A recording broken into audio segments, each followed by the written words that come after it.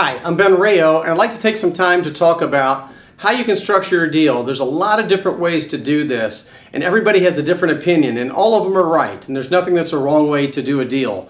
But the one thing that you need to make sure when you're looking at a real estate investment deal is you want to make sure you've got the end in mind. What are you trying to do? That'll help develop your strategy as far as what kind of properties that you want to buy, how you want the deals to be structured. You really need to think about what's my exit strategy when I'm going to buy a property. A lot of people get so excited, they just want to run out, jump and buy a property, and they don't think about what am I going to do with this a year from now, 5 years from now, 10 years from now, or 2 months from now.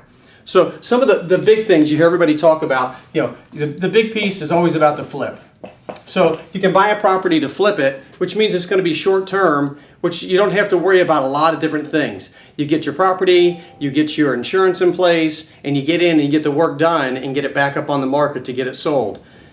There's some tax advantages to maybe not flipping, but it depends, again, what your strategy is. That flip, maybe you make $20,000 or $30,000, that's going to be taxable income, and so you need to talk to your CPA to help you develop what your strategy is. The next one would be to hold, and I like this strategy because it has a lot of tax advantages. So there's some things about holding properties where you get some tax write-offs.